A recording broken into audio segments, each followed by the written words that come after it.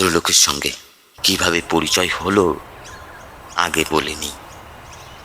Chemistry practical পরীক্ষার examiner হয়ে পাড়াগা ধরনের এক শহরে গিয়েছি।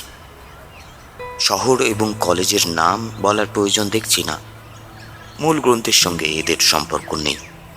তাছাড়া নামগুলি প্রকাশ করতেও কিছু অসুবিধা আছে। এই অঞ্চলে আমি কখনো আসিনি। পরিত্যক্ত এক রাজবাড়িকে কলেজ বানানো হয়েছে। গাছগাছড়াই চারিদিক আচ্ছন্ন, বিশাল কম্পাউন্ড, কিন্তু লোকজন নেই। পরীক্ষার জন্য কলেজ ছুটি হয়ে গেছে। খা খা করছে চারিদিক। আমি একটু হকচকিয়ে গেলাম। একটা সময় ছিল যখন এক্সামিনারদের আলাদা খাতির যত্ন ছিল। কলেজের প্রিন্সিপাল নিজের বাসায় রাখতেন। সকাল বিকাল নানা ধরনের খাবার, জাল ফেলে পাকা রুই ধরা হতো, যত্নের চূড়ান্ত যাকে বলে। এখন সেই দিন নেই, কেউ পাত্তাই দেয় না। বিরক্ত চোখে তাকায়। আমার জায়গা হলো কেমিস্ট্রি ল্যাবরেটরিটির পাশের একটা খালি কামরায়। প্রিন্সিপাল সাহেব বললেন, আপনাকে হোস্টেলেই রাখতে পারতাম, কিন্তু বুঝতেই পারছেন চারিদিকে থাকবে ছাত্র, আপনি অস্বস্তি বোধ করতেন। ছাত্ররা তো আর আগের মতো নেই, ওরা মদ খায়। একবার কি হলো, বাজে মেয়ে নিয়ে এসে নানান কীর্তি করলো, বিশ্রী ব্যাপার। তবে আপনার খাওয়া দাওয়ার কোনো অসুবিধা হবে না, আমার বাসা থেকে খাবার যাবে। থাকার ঘর দেখে চমকে উঠলাম। আগে বোধহয় স্টোর রুম ছিল, একটা মাত্র জানলা, রেলের টিকিট দেওয়ার জানালার মতো ছোট। ঘর ভর্তি মাকড়সার ঝুল। দুটি বিশাল এবং কুৎসিত মাকড়সা পেটে ডিম নিয়ে বসে আছে। এই নিরীহ প্রাণীটিকে আমি অসম্ভব ভয় পাই। এদের ছায়া দেখলেও আমার গা ঠান্ডা হয়ে আসে। ঝাড়ুদারকে 5টা টাকা দিলাম মাকড়সা এবং মাকড়সার ঝুল পরিষ্কার করার জন্য। সে কি করলো কে জানে। ঘর যেমন ছিল তেমনই রইল। দুটির জায়গায় এখন দেখছি 3টি মাকড়সা। তৃতীয়টির গায়ের রং কালো, চোখ জল করছে। সন্ধ্যাবেলা হারিস নামের একজন লোক একটা হারিকেন জ্বালিয়ে দিয়ে গেল, অথচ দিনের বেলা ইলেকট্রিসিটি আছে দেখেছি। হারিস বলল, রাত 10টার পর কারেন্ট আসে স্যার। আমার বিস্ময়ের সীমা রইল না। রাত 10টার পর আমি কারেন্ট দিয়ে করব কি? সন্ধ্যার পর এলেন কেমিস্ট্রির ডেমনস্ট্রেটর সিরাজ উদ্দিন। এর সঙ্গে আমার সকালে একবার দেখা হয়েছে। তখন বোধহয় তেমন মনোযোগ দিয়ে দেখিনি। মুখ ভর্তি আর্নেস্ট হোমিংওয়ের মতো চাপদাড়ি, মাথায় টুপি, চোখে সুরমা, গা থেকে আতরের গন্ধ বেরোচ্ছে। বেটেখাটো একজন মানুষ, বয়স 50-এর মতো হলেও চমৎকার স্বাস্থ্য। এই গরমেও গায়ে ঘিয়া রঙের একটা চাদর। তিনি কথা বলেন খুব সুন্দর করে। কেমন আছেন স্যার?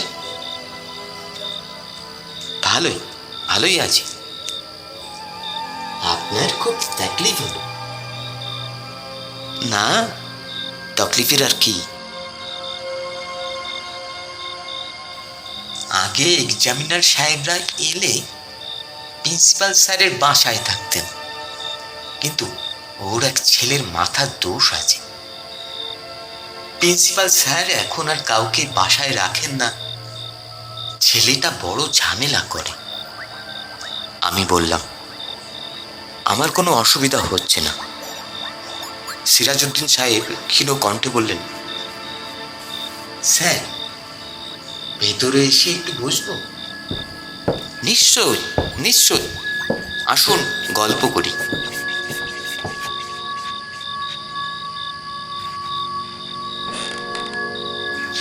সিরাজউদ্দিন সাহেব বসতে বসতে বললেন, এখানে ডিস্ট্রিক্ট কাউন্সিলের একটা ডাকবাংলো আছে, আপনাকে সেখানে রাখতে চেয়েছিলাম, কিন্তু সেখানে রেভিনিউ সিও তার ফ্যামিলি নিয়ে থাকেন, ওয়াটারের খুব অভাব। বুঝতে পারছি, এই নিয়ে আপনি ভাববেন না। দিনের বেলাটা তো কলেজেই কাটবে, রাতে এসে শুধু ঘুমানো। বইপত্র নিয়ে এসেছি, সময় কাটানো কোনো সমস্যা নয়।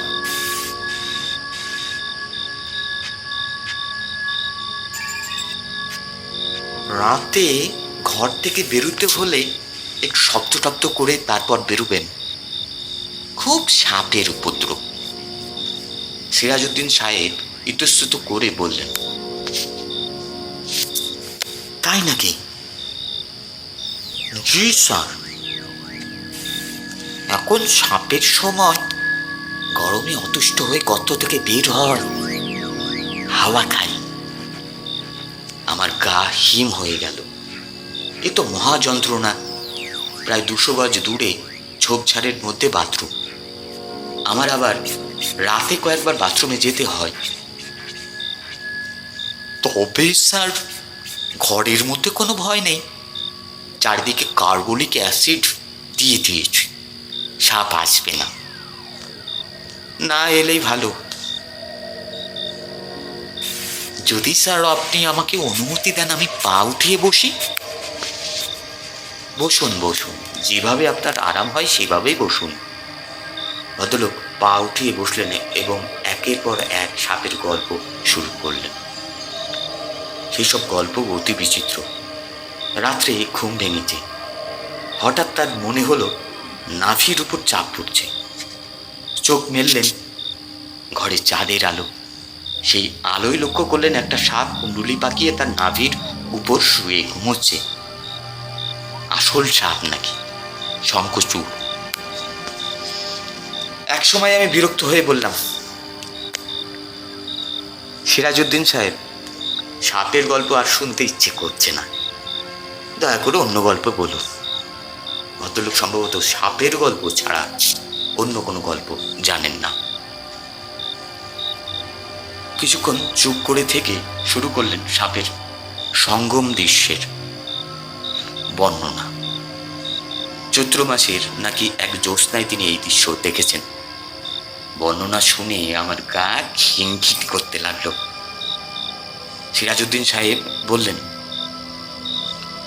সাপ যে জায়গায় এসব করে তার মাটি কবজে ভরে কোমরে রাখলে পুরুষত্ব বাড়ে। বিজ্ঞানের একজন শিক্ষকের মুখে কি অদ্ভুত কথা। আমি ঠাট্টা করে বললাম, আপনি সেখানকার মাটি কিছু সংগ্রহ করলেন? জি না স্যার।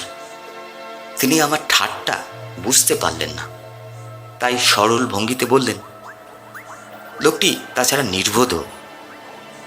তাছাড়া মানুষের সঙ্গে আমার কথা বলতে ভালো লাগে না।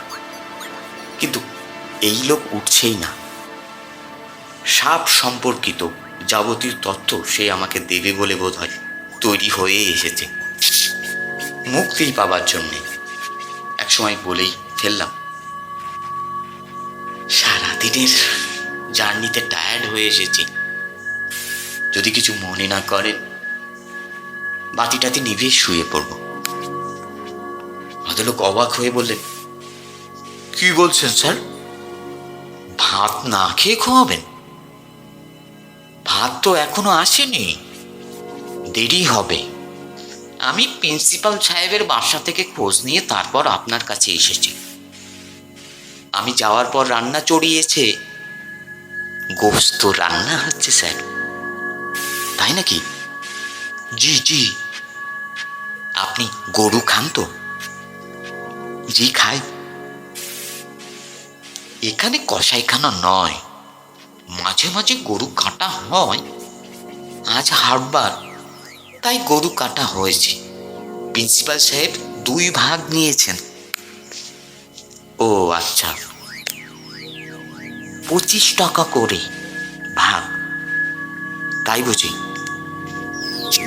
প্রিন্সিপাল সাহেবের স্ত্রীর রান্না খুব ভালো, তাই নাকি? জি, তবে আজ রান্না করছে তার ছেলের বউ, যে ছেলেটা পাগল, তার বউ। ও আচ্ছা, বিরাট অশান্তি চলছে প্রিন্সিপাল সাহেবের বাড়িতে। ছেলে বুঠি নিয়ে তার মাকে কোপ দিতে গেছে, বউ গিয়ে মাঝখানে পড়লো। এখন ছেলেকে বেঁধে রেখেছে, এই জন্যই রান্নার দেরি হচ্ছে। কোনো হোটেলে গিয়ে খেয়ে আসলেই হতো এই দুঃসময়ে। কি যে বলেন স্যার, আপনি আমাদের মেহমান না? তাছাড়া ভদ্রলোকের খাওয়ার মতো হোটেল এই জায়গায় নেই, নিতান্তই গণ্ডগ্রাম। হঠাৎ সাব ডিভিশন হয়ে গেল,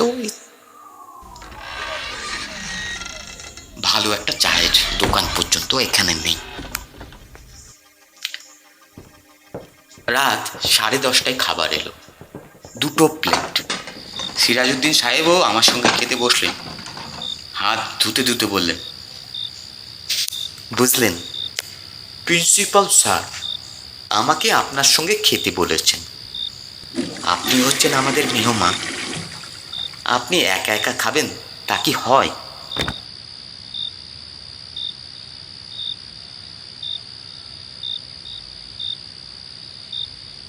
প্রিন্সিপাল সাহেবের ছেলের বউ অনেক কিছু রান্না করেছে, অসাধারণ রান্না। সামান্য সব জিনিসও রান্নার গুণে অপূর্ব হয়েছে। মেয়েটার জন্য আমার কষ্ট হতে লাগলো, বেচারি হয়তো চোখের জল ফেলতে ফেলতে রেঁধেছে।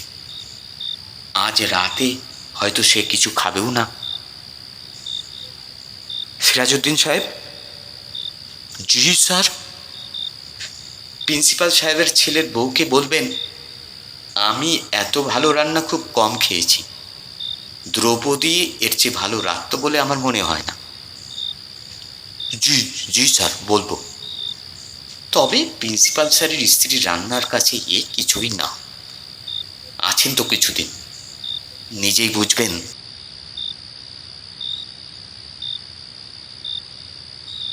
প্রিন্সিপাল সাহেবকে বেশ বিচক্ষণ লোক বলে মনে হলো।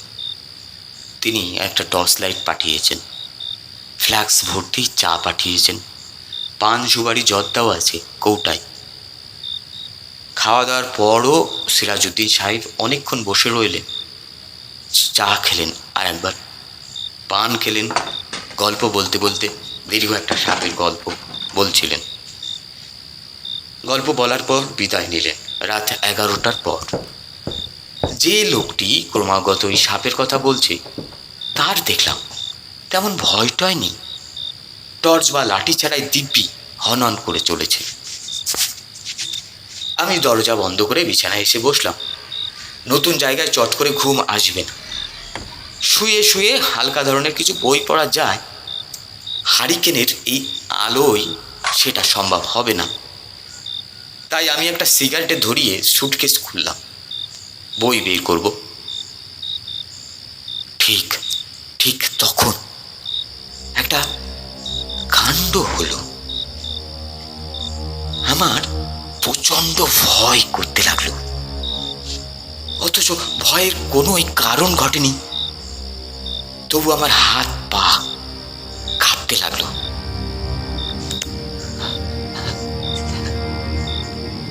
যেন বন্ধ দরজার ওপাশেই অশরীরী কিছু দাঁড়িয়ে আছে, যেন এক্ষুনি সেই অশরীরী অতিথি ভয়ঙ্কর কিছু করবে। নিজের অজান্তেই আমি চেঁচিয়ে উঠলাম, কে কে?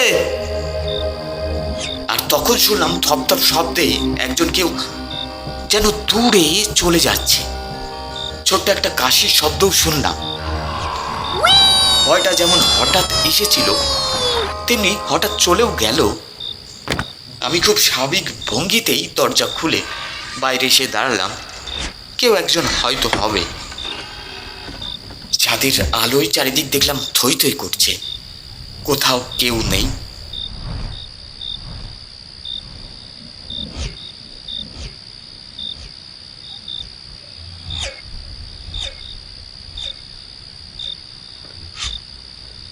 হঠাৎ এই অস্বাভাবিক ভয় আমাকে অভিভূত করলো কেন? এখনো গা ঘামে ভেজা, একেবারে হৃৎপিণ্ড লাফাচ্ছে। আমি শারীরিকভাবে পুরোপুরি স্বাভাবিক না হওয়া পর্যন্ত বারান্দায় দাঁড়িয়ে রইলাম।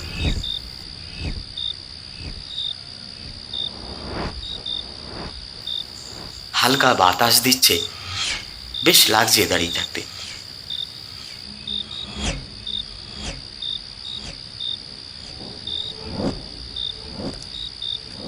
লুঙ্গি পরা খালি গায়ের একটি লোক বিড়ি টানতে টানতে আসছে।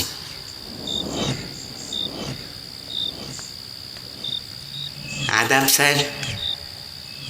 আমাকে দেখে বিড়ি লুকিয়ে ফেললো এবং বলল, আদাব, তা তুমি কে? আমার নাম কালীপদ, আমি কলেজের দারোয়ান স্যার। তুমি কিছুক্ষণ আগে কি এখানেই ছিলে? জি জি স্যার, লাইব্রেরি ঘরের সামনে বসেছিলাম। কাউকে যেতে দেখেছো? আগে না। কেন স্যার, কি হয়েছে? না, এমনি। কিছুক্ষণের মধ্যে ইলেকট্রিসিটি চলে এলো। আমি নিশ্চিন্ত মনে বই নিয়ে শুতে গেলাম। স্টিফেন কিংয়ের লেখা ভৌতিক উপন্যাস, দারুণ রগরগে ব্যাপার। একবার পড়তে শুরু করলে ছাড়তে ইচ্ছে করে না। ভয় ভয় লাগে, আবার পড়তেও ইচ্ছা করে। পুরোপুরি ঘুমাতে গেলাম যখন, তখন 1টা বাজে। বারবার মনে হতে লাগলো কিছুক্ষণ আগে এই অস্বাভাবিক ভয়টা কেন পেলাম, রহস্যটা কি? আমি খুব একটা সাহসী মানুষ এমন দাবি করি না, কিন্তু অকারণে এত ভয় পাবার মতো মানুষও আমি নই। একা একা বহু রাত কাটিয়েছি। সেই রাতে আমার ভালো ঘুম হলো না।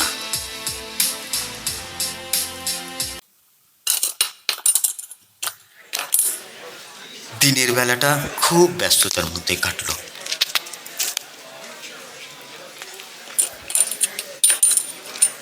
21 জন ছেলে পরীক্ষা দেবে। এদিকে যোগাযোগ তো কিছুই নেই। ল্যাবরেটরির অবস্থা শোচনীয়, একটা মাত্র ব্যালেন্স, তাও ঠিকমতো কাজ করছে না। এদিকে প্রয়োজনীয় কেমিক্যালসও নেই, সে নিয়ে কারো মাথা ব্যথাও নেই। কেমিস্ট্রির 2 জন টিচার মাত্র, ওরা দেখলাম নির্বিকার ভঙ্গিতে বসে আছেন যে যার চেয়ারে। একজন তো একটু আগে এসে আমাকে বলে গেলেন, কলেজের অবস্থা তো দেখতেই পাচ্ছেন, ক্লাসটাও তেমন হয়নি, একটু দেখে শুনে নেবেন স্যার, পাস মার্কটা দিয়ে দেবেন। কি করে দেব বলুন? দেবার তো একটা পথ থাকবে। এরা তো মনে হচ্ছে প্র্যাকটিক্যাল কাজ কিছুই করেনি। কি করে করবে বলেন? স্ট্রাইক ফ্রাইক লেগেই আছে, জিনিসপত্র কিছু নেই।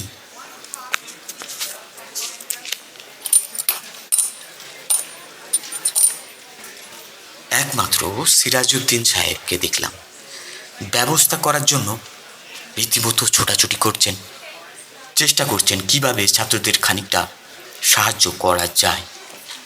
21 জন ছাত্রছাত্রী কেউ তাকে এক মুহূর্তের জন্য কিন্তু চোখের আড়াল করতে রাজি নয়। একটা মেয়ে তো সল্ট অ্যানালাইসিস কিছু না পেয়ে তাদের স্বভাব মতো কাঁদতে শুরু করে দিল।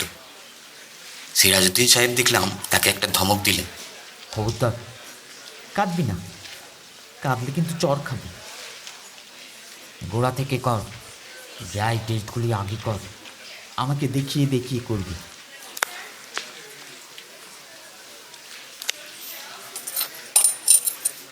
এক্সামিনিদের একটা দায়িত্ব হচ্ছে লক্ষ্য রাখা যেন ছাত্ররা তাদের নিজেদের কাজগুলি নিজেরাই করে, কিন্তু সব সময় দায়িত্ব পালন করা সম্ভব হয় না। দেখেও না দেখার ভান করতে হয়। এখন যেমন করছি, ছাত্রদের জন্য আমার একটা মমতাও লাগছে। যন্ত্রপাতি নেই, কেমিক্যালসও নেই, স্যারদের কোনো আগ্রহও নেই। ছেলেরা করবে কি? পুরবেলা প্রিন্সিপাল স্যার দেখতে এলেন পরীক্ষা কেমন হচ্ছে, কিন্তু ভদ্রলোককে মনে হলো বেশ বিপর্যস্ত। বেশ কিছুক্ষণ মুখ কুঁচকে দাঁড়িয়েই রইলেন। কিছুক্ষণ পর বললেন,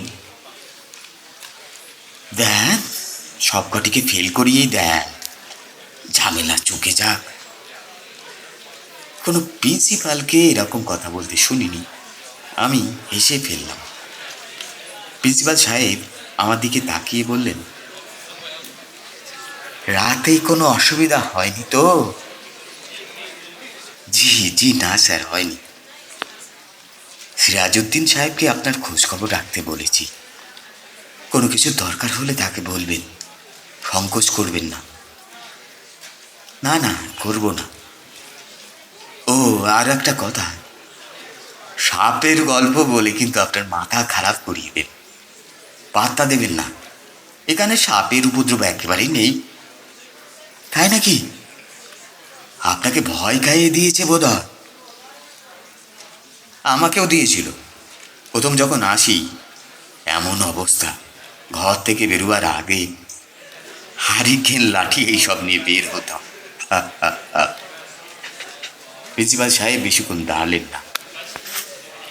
আগামীকাল সন্ধ্যায় চা খাওয়ার দাওয়াত দিয়ে ব্যস্ত ভঙ্গিতে চলে গেলেন। 5টায় পরীক্ষা শেষ হবার কথা। শেষ হলো গিয়ে রাত 9টায়। সিরাজউদ্দিন সাহেবের বিধ্বস্ত অবস্থা। আমি হাসতে হাসতে বললাম, পরীক্ষা তো আপনার, ছাত্ররা দেয়নি, দিয়েছেন আপনি। মনে হচ্ছে ভালোই দিয়েছেন। আমার সঙ্গেই তিনি ঘরে ফিরলেন। খাওয়া দাওয়া করে নিজের জায়গায় ফিরে যাবেন। অতিরিক্ত ক্লান্ত থাকার জন্যেই বোধহয় আর সাপের গল্প শুরু হলো না। নিঃশব্দে খাওয়া শেষ করে তিনি উঠে পড়লেন। স্যার যাই, দরজা বন্ধ করে শুয়ে পড়েন। রাত বিরেতে বেরোবার আগে একটু খেয়াল রাখবেন, শব্দ করে পা ফেলবেন। সাপের এখন সিজিন, খুব খেয়াল রাখবো।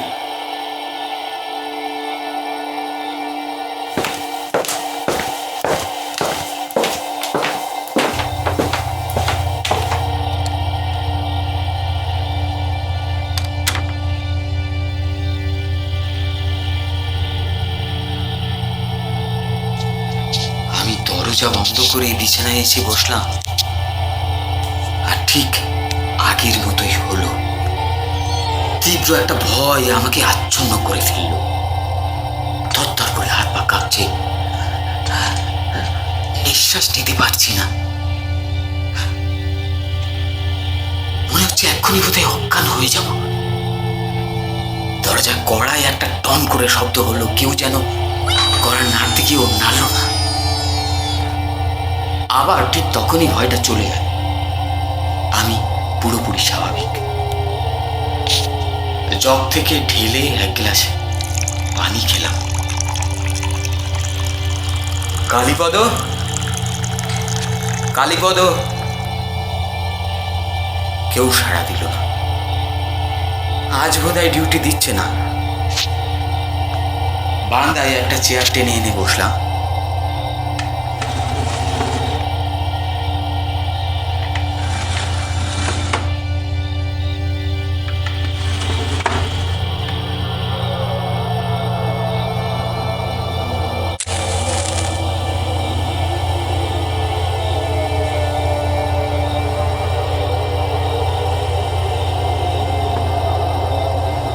সিগারেট ধরালাম। আকাশে অল্প মেঘ, মাঝে মাঝে মেঘের আড়ালে চাঁদ ঢাকা পড়ে যাচ্ছে, আবার ভেসে উঠছে। অপূর্ব এক আলো আধারি। ঢাকা শহরে বসে এই দৃশ্য ভাবাই যায় না। তবে বড় বেশি নির্জন। ঝিঝি ডাকছে, কিন্তু সেই ঝিঝির ডাকও ম্যাজিকের মতো, হঠাৎ করে থেমে যাচ্ছে। সেই সময়টা বেশ অদ্ভুত মনে হয়। সবাই যেন বিরাট কোনো ঘটনার জন্য অপেক্ষা করছে। বইপত্র পড়ে আমার ধারণা হয়েছিল শিয়াল বোধহয় প্রহরে প্রহরে ডাকে। এই ধারণাও দেখলাম সত্যি না।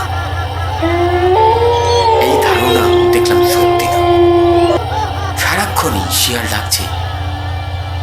সেই ডাকের মধ্যে একটা করুণ ব্যাপার আছে, শুনতে ভালো লাগে।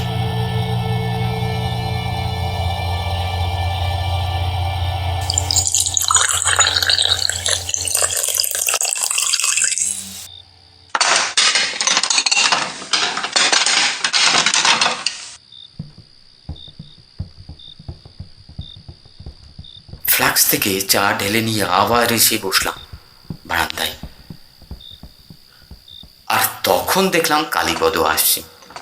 তার হাতে এক গাদা এঁটো বাসন কোসন, সম্ভবত পুকুরে যাবে।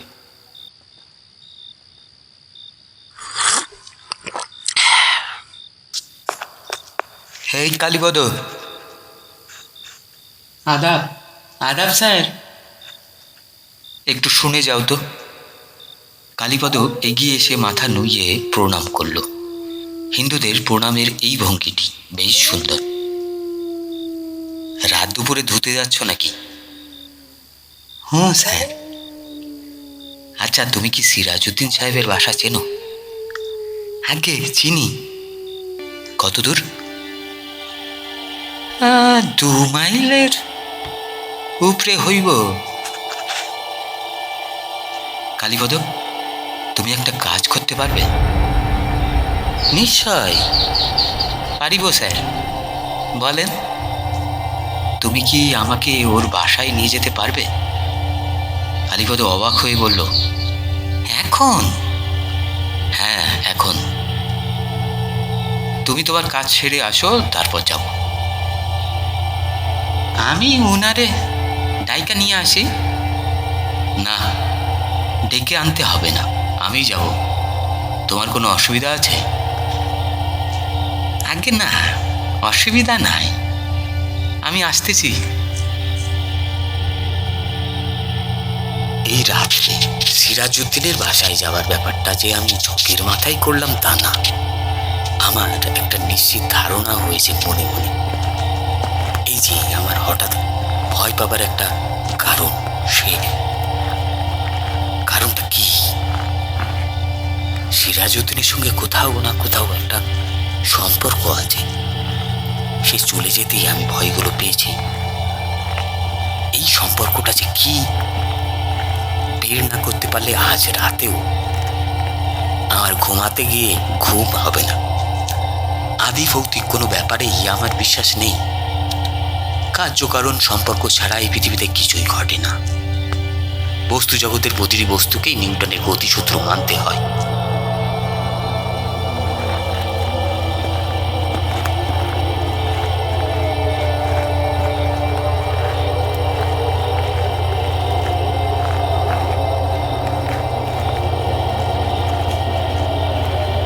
চলছি তো চলছি। ডাল ভাঙা ক্রোশ বলে একটা কথা বইতে পড়েছি। আজ রাত্রে সেটা কিন্তু বাস্তবে জানা গেল। হাঁটছি তো হাঁটছি, মাঝে মাঝে জিজ্ঞাসা করছি, কালীপদ আর কত দূর? সে তার উত্তরে ফোদ জাতীয় একটা শব্দ করছে শুধুমাত্র। লোকটি কথা কম বলে, কথাবার্তা হ্যাঁ নার মধ্যেই সীমাবদ্ধ। কিংবা কে জানে, গ্রাম ট্রামের দিকে হয়তো চলতি অবস্থায় কথা কম বলা নিয়ম। তার উপর লক্ষ্য করলাম লোকটি একটু ভীতু টাইপের। কোনো শব্দ হতেই দাঁড়িয়ে যাচ্ছে, এদিক ওদিক তাকাচ্ছে। আমি যখন বলছি, কি হলো কালীপদ, তখন আবার হাঁটা শুরু করছে। আমি আগেও দেখেছি দারোয়ানেরা সব রকম ভীতু ধরনের হয়।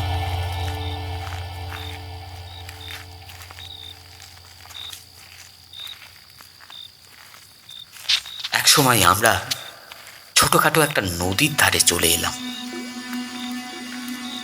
বর্ষাকালে চেহারা রমরমা থাকলেও থাকতে পারে, এখন দেখাচ্ছে কিন্তু সরু ফিতার মতো। পায়ের পাতাও হয়তো ভিজবে না। কালীপদ, নদীটির নাম কি? বীরই নদী। বীরই চালের কথা শুনেছি, এ নামে নদীও আছে কে জানত। তা নদী পার হতে হবে? আগে না, এসে পড়েছি নাকি?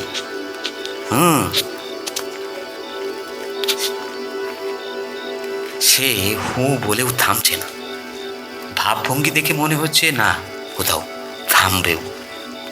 মনে হচ্ছে এটা আমাদের অনন্ত যাত্রা।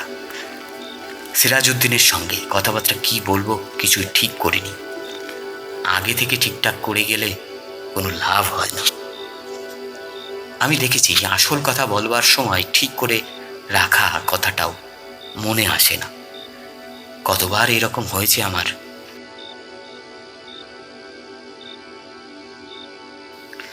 যৌবনে জড়ি নামের একজন কিশোরীর সঙ্গে বেশ ভালো পরিচয় ছিল। খুব সাহসী মেয়ে। সে নিজে থেকেই একবার আমাকে খবর পাঠালো আমি যেন সন্ধেবেলায় তাদের ছাদে অপেক্ষা করি। সারাদিন ভাবলাম ছাদের নির্জনতায় কী সব কথা বলবো, কতটুকু আবেগ বা থাকবে, কোন পর্যায়ে হাতে হাত রাখবো। বাস্তবে তার কিছুই হলো না। তার বদলে প্রচণ্ড ঝগড়া বেঁধে গেল। জড়িত কাঁদো কাঁদো গলায় বলল, ছোট লোক। আমি কড়া গলায় বললাম, আমি ছোট লোক না, ছোট লোক হচ্ছে তুমি। শুধু তুমি একা না, তোমার বাড়ির সবাই ছোট লোক। এবং তোমার মামা তো একটা ইতো। আবেগ ভালোবাসার একটা কথাও দুজনের কেউ বললাম না। স্যার, এই বাড়ি। আমি থমকে দাঁড়ালাম। ছোট্ট একটা টিনের ঘর, কলা গাছ দিয়ে ঘেরা, খড় পোড়ানো গন্ধ আসছে নাকি। পরিষ্কার ঝকঝকে উঠানে দাঁড়াতেই কুকুর ডাকতে লাগলো। চোর ভেবেছে বোধহয়। ভেতর থেকে সিরাজউদ্দিন চেঁচালেন, কে কে? কালীপদ বলল, দরজাটা খুলেন, আমি কালীপদ। দরজা কিন্তু সঙ্গে সঙ্গে খুলল না। হারিকেন জ্বালানো হলো, তাতে বেশ খানিকটা সময় লাগলো। সিরাজউদ্দিন একটা লুঙ্গি পরে খালি গায়ে বের হয়ে গেল। এবার চোখ কপালে তুলে বললেন, স্যার স্যার আপনি? দেখতে এলাম আপনাকে। কেন? কোনো কারণ নেই, এমনি ঘুম আসছিল না, ভাবলাম দেখি রাতের বেলা গ্রাম কেমন দেখা যায়। আপনি বোধহয় শুয়ে পড়েছিলেন, ঘুমিয়ে পড়েছিলেন। জি। খুব লজ্জিত, কিছু মনে করবেন না।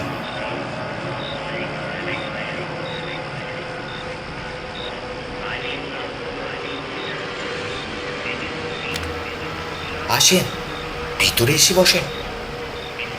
সিরাজউদ্দিন সাহেবের বিস্ময় এখনো কাটেনি। তিনি বিড়বিড় করে বললেন, কোনো ঝামেলা টামেলা হয়েছে স্যার?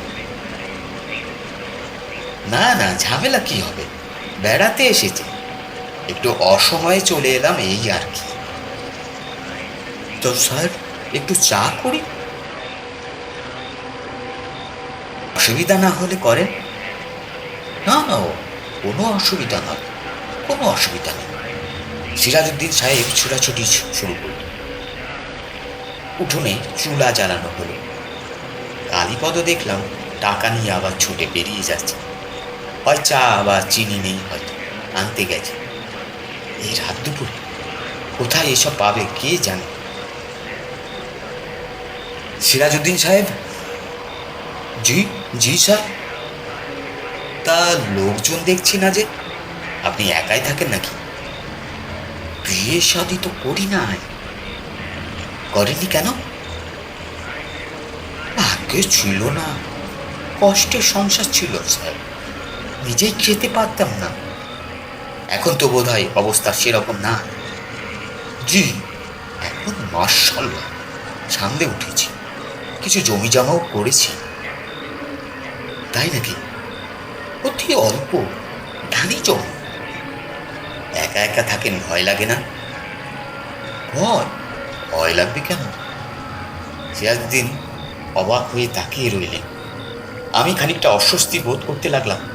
ভয়ের ব্যাপারটা নিয়ে আমি আলাপ করতে চাই, কিন্তু কিভাবে সেটা করা যায়? আমি ইতস্তত করতে করতে বললাম,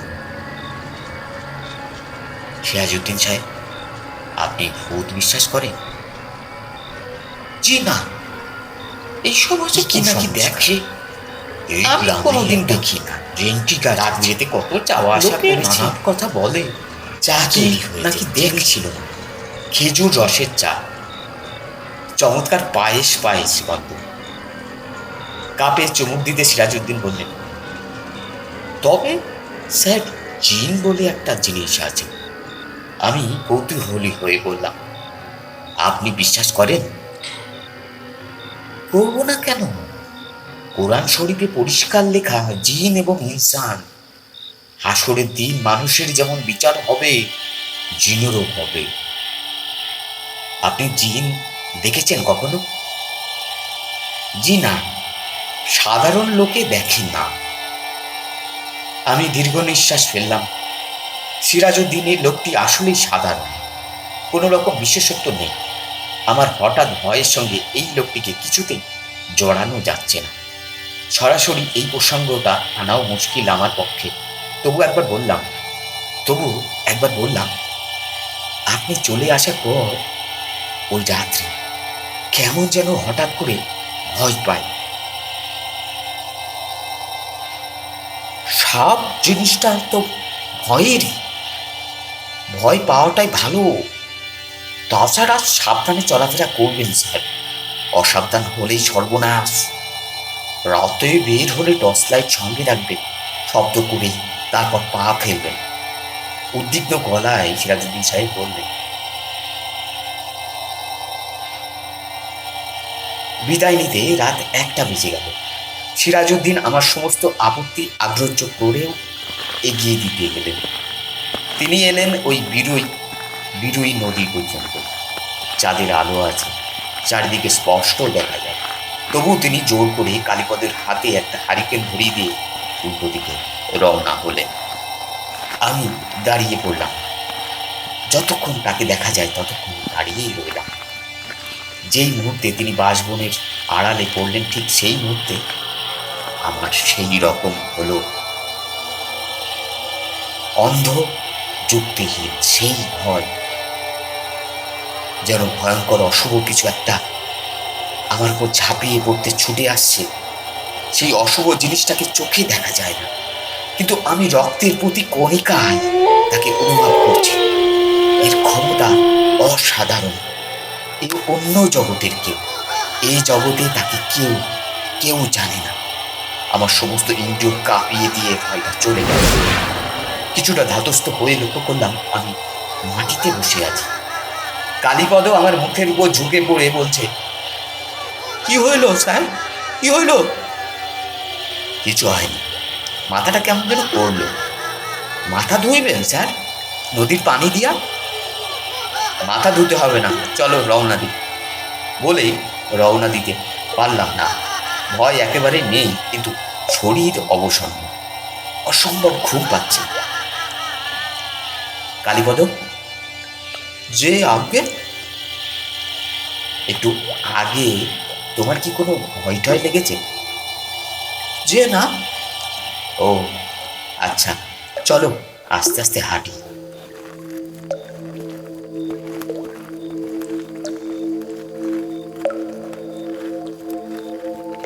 কালীপদ বারবার মাথা ঘুরিয়ে আমাকে দেখছে। পাগল ভাবছে কিনা কে জানে, ভাবলেও তাকে দোষ দেওয়া যায় না।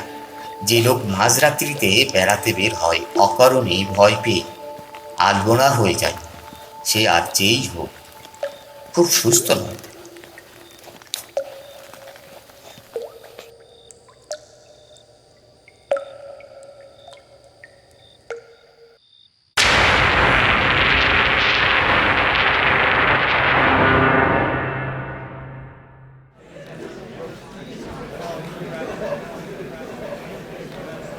পরীক্ষা তখনও চলতে থাকুক। আমি বললাম, আপনারা ভাইবা শেষ করে দিন, আমি ঘরে চলে যাব। প্রিন্সিপাল সাহেবের বাসায় আপনার না চা খাওয়ার কথা? ভুলে গিয়েছিলাম।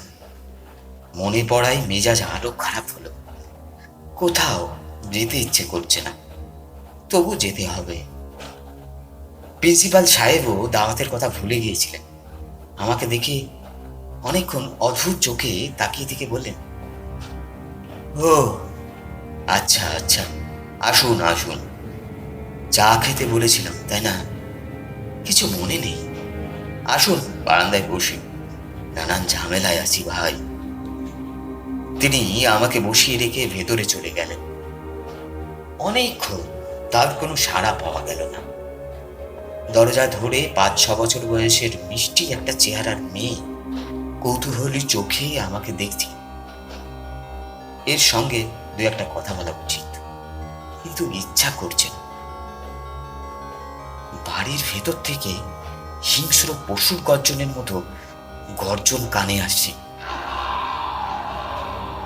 একটি মেয়েও কাঁদছে, কখনো কখনো কান্না থেমে যাচ্ছে, আবার শুরু হচ্ছে। এই রকম অবস্থায় চায়ের জন্য অপেক্ষা করাটা অপরাধ। অনেকক্ষণ বসিয়ে রাখলাম। ছেলেটা বড় ঝামেলা করছে, শুনেছেন বোধহয়? জি শুনেছি। ভালো খবর কেউ শোনেন না, কিন্তু এইসব খবর সবাই শুনে ফেলে। নিতান্ত অপরিচিত লোকও এসে গায়ে পড়ে বিচিত্র সব চিকিৎসার কথা বলে। আমি চুপ করে রইলাম। প্রিন্সিপাল সাহেব তিক্ত গলায় বললেন, সেই জাতীয় চিকিৎসা এখনো হচ্ছে। 7 নদীর পানিতে গোসল, ঠান্ডা গোসল দিয়ে নিউমোনিয়া বাঁধাবে। ডাক্তারি চিকিৎসা করাচ্ছেন না? তাও আছে। বৈজ্ঞানিক অবৈজ্ঞানিক সব রকম চিকিৎসায় চলছে, কোনোটাই লাগছে না। অসুখটা শুরু হলো কিভাবে? প্রিন্সিপাল সাহেব দীর্ঘ নিঃশ্বাস ফেলে বললেন, এই প্রসঙ্গ নিয়ে কথা বলতে হয়তো তার ইচ্ছা করছে না। চা চলে এলো। শুধু চা নয়, মিষ্টি, সিঙ্গাড়া, কচুরি।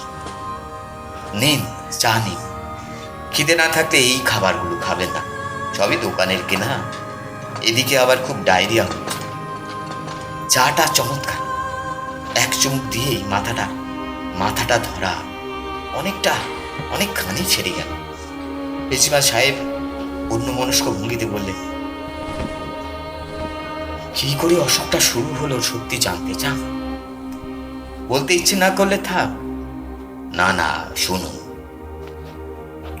গত বছর গরমের সময় আমার এই ছেলে তার বউকে নিয়ে এখানে আসে।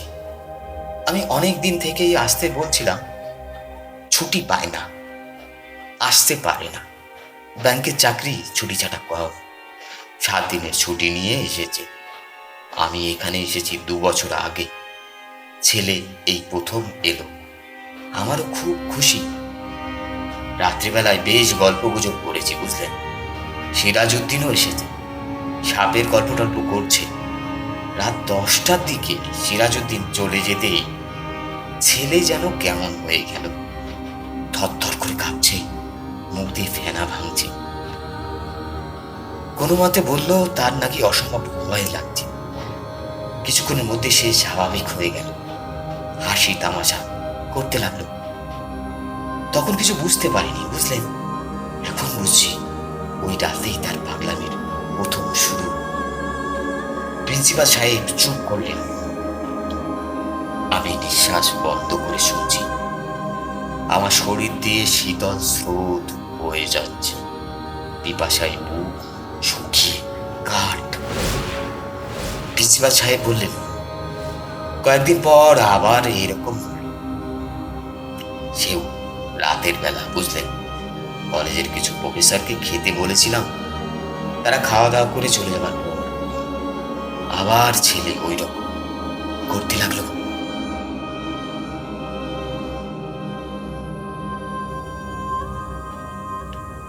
আমি ক্ষীণ স্বরে বললাম,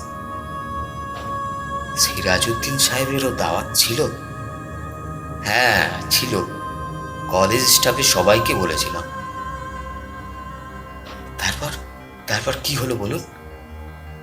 আর কিছু বলার নেই। রোজই ওই রকম হতে লাগলো। কখন হতো? রাত 10টা, 10:30। আমি কোনো কথা না বলে পরপর দুটো সিগারেট শেষ করলাম। চা খাওয়া হয়ে গিয়েছে, এখন আমার চলে যাওয়া উচিত, কিন্তু যেতে পারছি না। আমি নিতান্তই অপ্রাসঙ্গিকভাবে বললাম, সিরাজউদ্দিন সাহেব কি প্রায় আসে নাকি এখানে? আসে, আমার ছোট ছেলেটাকে প্রাইভেট পড়া। সিনিয়র লোক, রোজ 7টার সময় আসে, রাত 10টা, 10:30টার আগে যায় না। আমি কি আপনার ছেলেটাকে একটু দেখতে পারি? তিনি বেশ অবাক হলেন, উঠে দাঁড়িয়ে বললেন, আসুন আমার সঙ্গে। আমি তার সঙ্গে গেলাম। না গেলেই ভালো করতাম। 27-28 বছরের একটা ছেলে, দড়ি দিয়ে বাঁধা। কি যে অসহায় লাগছে। ছেলেটি আমার দিকে কেমন অদ্ভুত ভঙ্গিতে তাকিয়ে আছে। আমি বললাম, একে এখান থেকে সরিয়ে নিয়ে যান, ঢাকায় নিয়ে চিকিৎসা করান। ঢাকাতেই তো ছিল, কোনো রকম উন্নতি হয় না, টাকা শ্রাদ্ধ। এখানে বরঞ্চ ভালো আছে। সিরাজউদ্দিনের সঙ্গে বেশ খাতির, সে এলে শান্ত থাকে, প্রায় স্বাভাবিক আচরণ করে। তাই নাকি? জি, কয়েকদিন ধরে সিরাজ আসছে না, আপনাকে নিয়েই ব্যস্ত। তাই ছেলেটা উগ্র স্বভাব হয়ে গেছে। গত পরশু বটি নিয়ে তার মাকে কাটতে গিয়েছিল। সিরাজউদ্দিন সাহেবের কথাটা তা বলে? সিরাজউদ্দিন সাহেবের কথাটা তা কিছু না, চুপচাপ থাকে।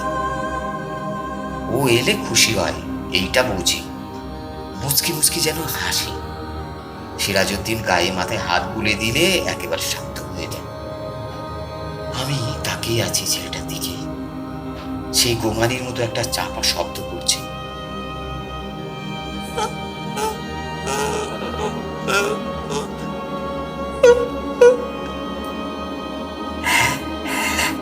মুখ থেকে অনবরত লালা বেরোচ্ছে।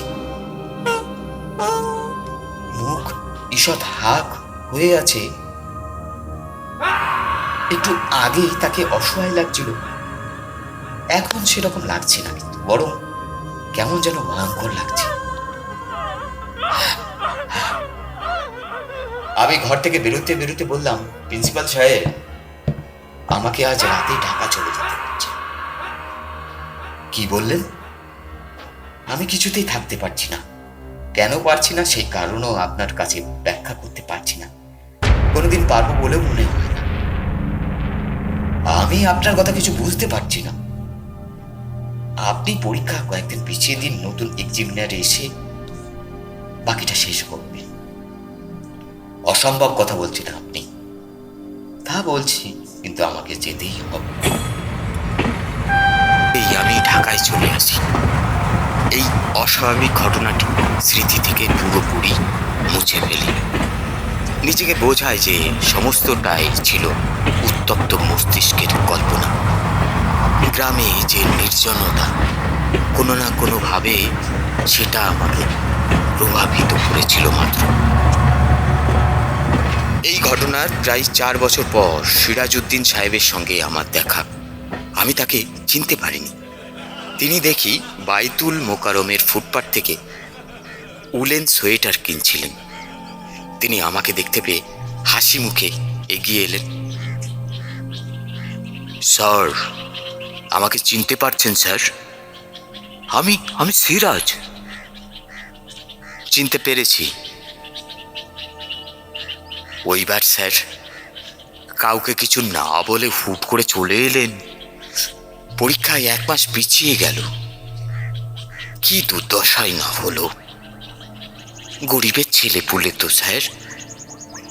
আমি কঠিন স্বরে বললাম, আপনারা সবাই ভালো আছেন তো? জি জি, ভালো। প্রিন্সিপাল সাহেব, উনি ভালো আছেন? ওনার খবরটা জানি না। ছেলেটা মারা যাওয়ার পর চাকরি ছেড়ে দিয়ে জামালপুর চলে গেলেন। ছেলেটা মারা গেছে বুঝি? জি জি, বড়ই দুঃখের ঘটনা। পাগল মানুষ বাড়ি থেকে বের হয়ে কোথায় চলে গেল। নানান জায়গায় খোঁজাখুঁজি, 3 দিন পর নদীতে লাশ ভেসে উঠেছে। আমি খুঁজে পাই, আমার বাড়ির পাশের ঘাটে গিয়ে লেগেছিল স্যার। তাই বুঝি?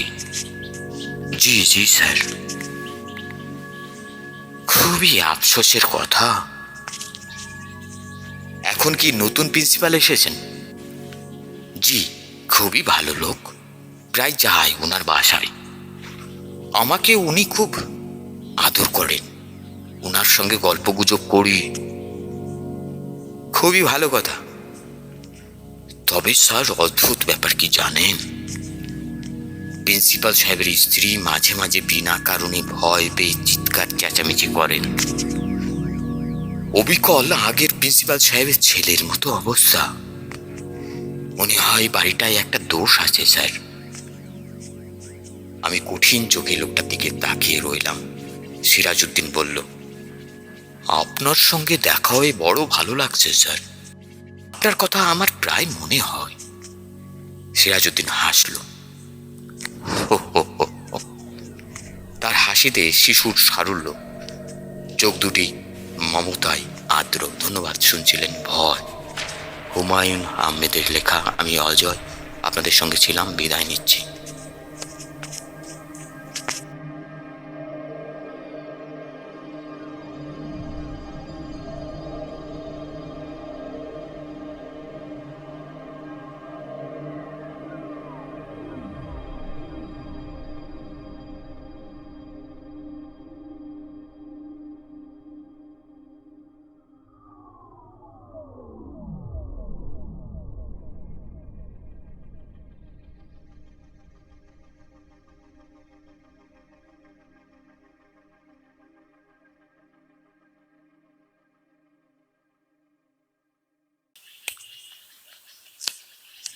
সেই রাতে